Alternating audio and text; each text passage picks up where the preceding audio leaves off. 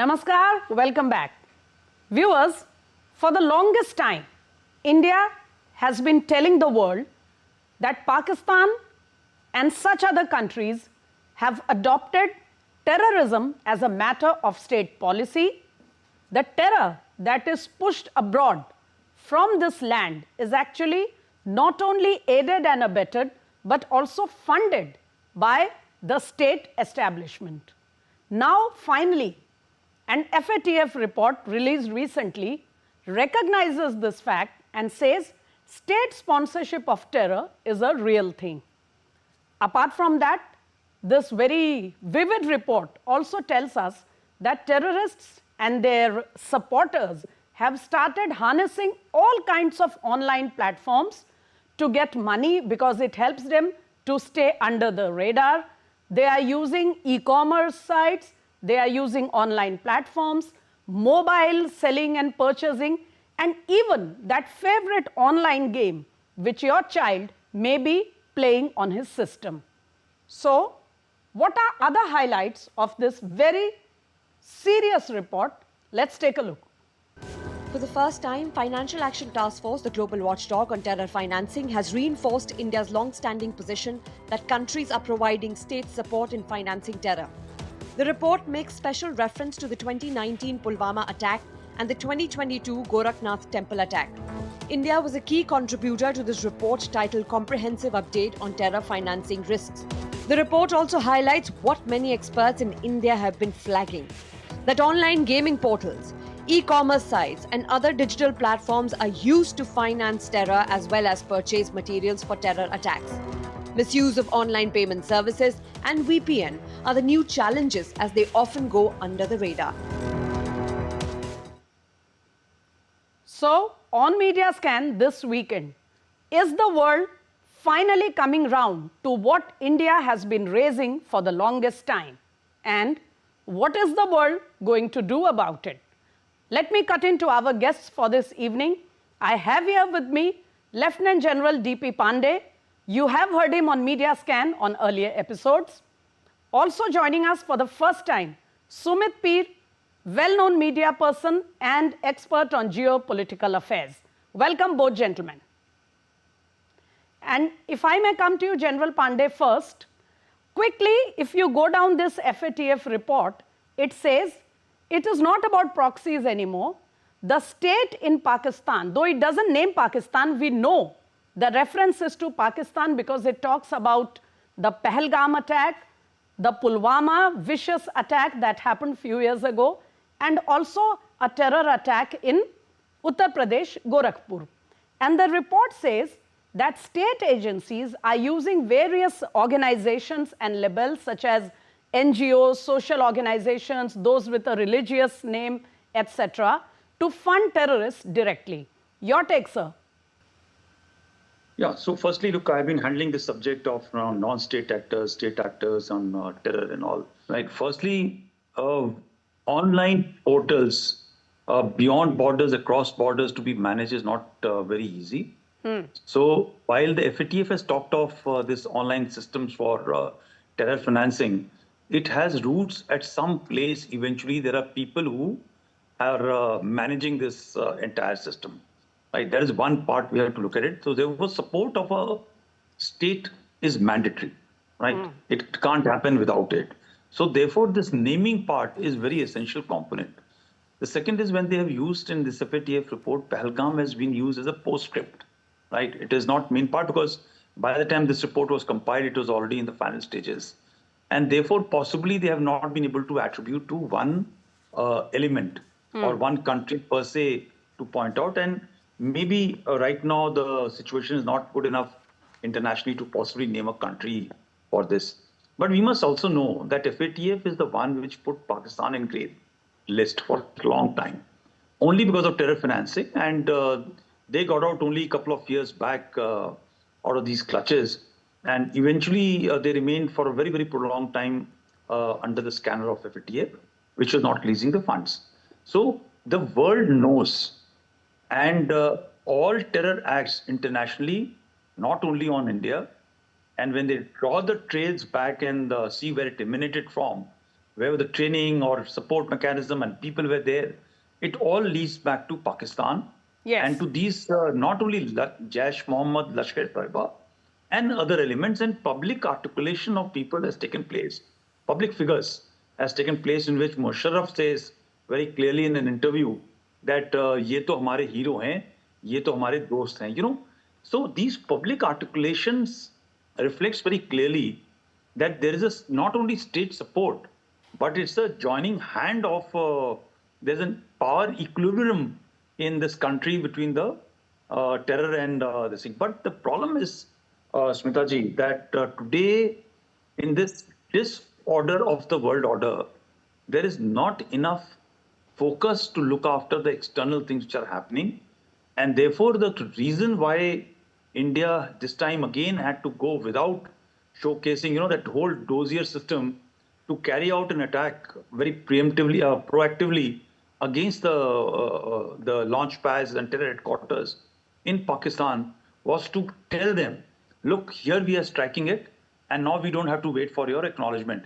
Because today it is very difficult for the world, which is struggling with number of issues internally, each of the major countries to actually start aligning their thought of what was used to be called as global war on terror kind of a thing, which happened in the first decade of 21st century. So while everything is being proven, the world knows that Pakistan is behind large number of terror attacks on India, 100% of terror attacks in India, and other terror attacks in the rest of the world is known to them. Yes. If you recall now in the very recent times, Afghanistan has started making this statement. There are terror attacks which are being done in their own country by the Pakistanis, right? So that's a level which is fused, and we must keep on focusing on taking this name till the time FATF again comes around, and this release of funds which has taken place is put into the block and not allowed to be released. Fine. Sumit Peer, in the light of this report that has come, to which India played a very key role in contributing its inputs in the preparation of this report, now the question is, if you look at the recent release of funds for Pakistan, which came as something like a windfall for that country, seeing the inputs that we see here in the report, I am reading one line from here, and the report says, without state protection, groups like LET, JEM and TTP could not have operated at this scale. Do you see a kind of a contradiction, a dichotomy in the attitude of the world towards Pakistan? Namaskar, ma'am. Thank you very much for having me on your show. There are a couple of things I want to put in the perspective here. Sure. The first is that I have to congratulate Government of India and the diplomats of India who have done extraordinary work, because till this date I have been, my ears have gone deaf by hearing non-state actors. We have nothing to do with them. There are some independent actors who are order and who work in the borders of Pakistan and come from Afghanistan. Now, after this report, after India has so just one interjection here. Do you think with the publication of this report, the thin division between state and non-state actors is a thing of the past? Exactly, ma'am. After the publication of this report, you have Gorakhnath temple mentioned, you have Pulwama mentioned. And who was the architect of Pulwama? The architect of Pulwama was then head of ISI and the current field marshal or failed field marshal, whatever you want to call him, of Pakistan.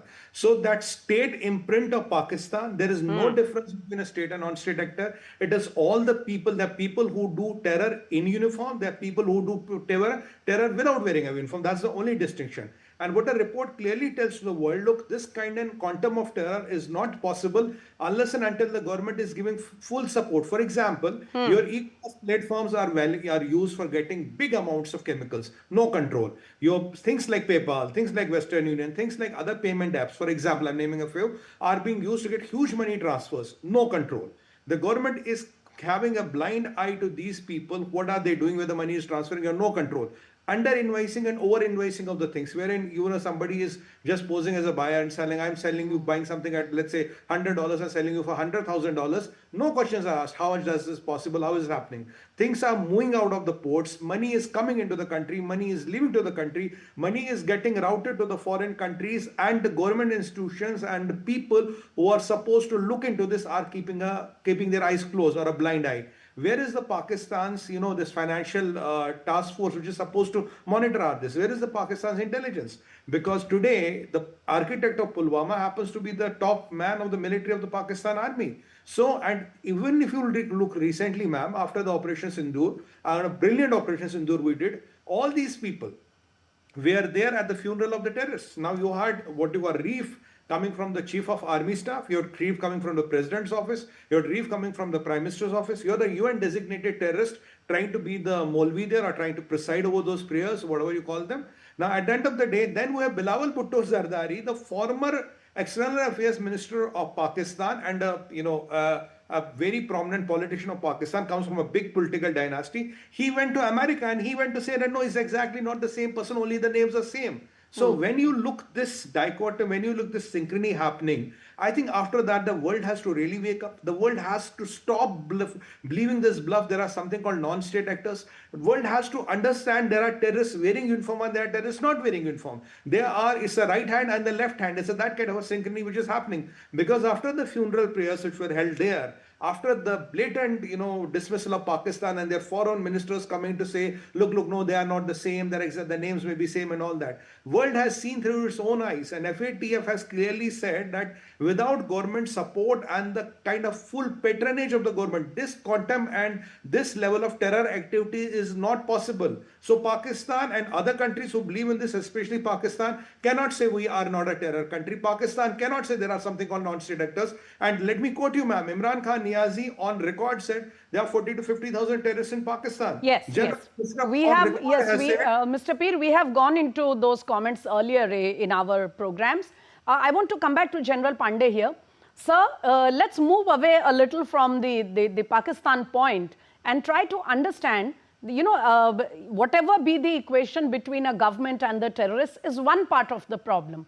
The bigger challenge, I think, is all these online platforms which are used on the one hand to fund terror and on the other hand to purchase and sell articles and material which is used in terror attacks.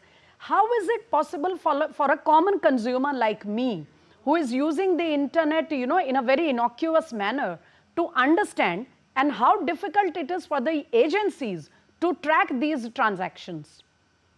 Yeah, so it is nearly impossible for the agencies to carry out, because these online games platforms are not only for making money, it is also being used for radicalization in a sense, because it's happening in a very, very big way, because these platforms are, and also for sending secret messages. These online gaming platforms are being used for all the three purposes. But the bottom line is that we can still find out where it is happening, because it requires high level of investment in terms of intelligence for technology, investment, and a great state support to ensure that we are able to track. Eventually, these things land up at some point, some place. And if the trails are taken out, you will find that majority of these activities are coming out from certain areas of Pakistan and one or two more countries which are, like Turkey is there, and some other countries from where these things are being funded, right? So more importantly, I think the government has to take an approach of something like what you're doing today. We need to talk about this online gaming platforms. When you play these games and the money which is generated is going to come back and hit you. Yes. Right? So if you are going to buy drugs off the shelf, this drug money is going back to the terrorists who will eventually come and strike at you. So as long as if you don't go out in a big campaign to talk about the online gamers in this sense, possibly we will not be able to sensitize our people. It's a big challenge for the... Fine. Because these are very, very evolutionary things. Yeah? We have not talked about drug money, Smitaji. We have to look at very, while they are talking of terror financing on digital platforms and the transactions, they have missed out on a very critical element of drug finance, which is happening not only towards Jammu and Kashmir, but also towards the northeast and other part of the country where the funds are coming through. Right. Let me come back to Mr. Peer. Mr. Peer, I don't know if you are aware, but some months ago, a very interesting report was published, which was prepared by a team led by Arvind Gupta, the person who was formerly heading MyGov.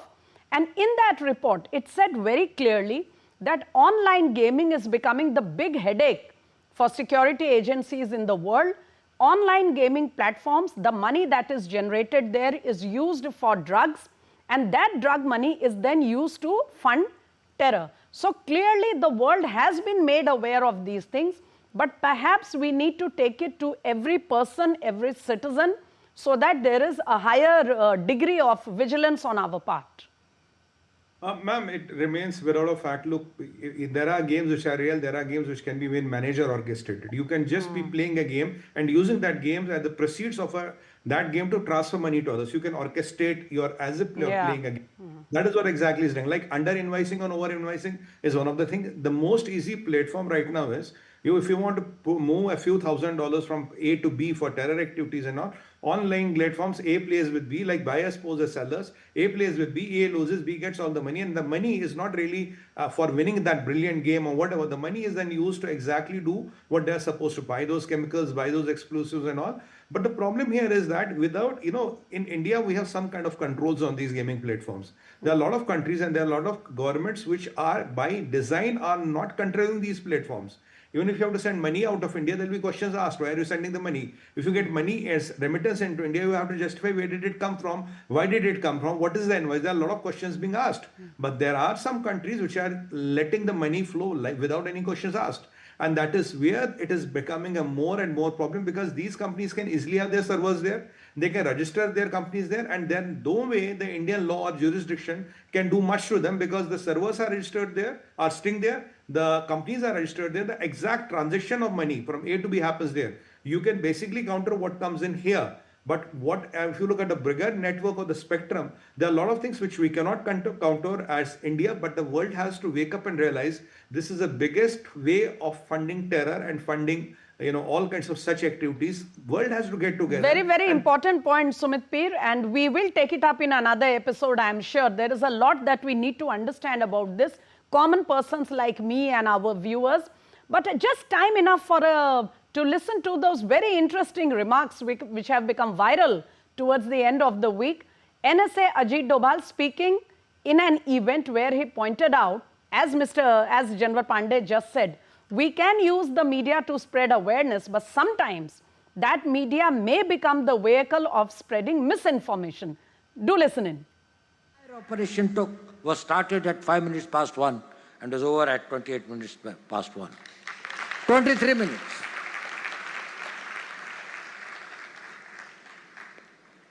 Thereafter, a lot of things are said that this thing, foreign press and all these things, they said Pakistan did that and this. You tell me one photograph, one imagery. In, these days, these imageries are from the satellites all over the world. They are this thing, which shows any Indian damage being done, even a glass pane having been torn. General Pandey, would you like to say something on these very emphatic words of the NSA?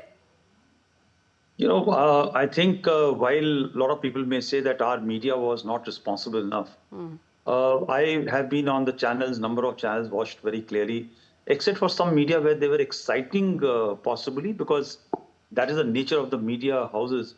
I found most of the media being pragmatic, right? And they were actually, what happens is today the legacy media has become a secondary platform and the social media has taken the lead.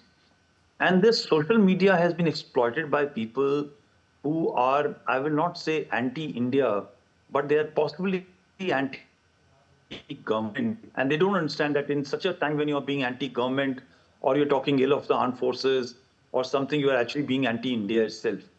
So that differentiation they were not able to make out, and they started peddling the narrative of the Pakistanis by asking questions which were irrelevant to the facade. And I think the NSA, after some time, has come out and so very emphatically made these couple of very important statements that we have given, not we, the world has actually given the exact satellite imageries, photographs of the targets which have been destroyed, hit across the LC and IB in Pakistan, both on the night of 6th, 7th, and thereafter in the 9th and 10th, when actually Pakistan keeled over, kneeled over, went begging for ceasefire, right?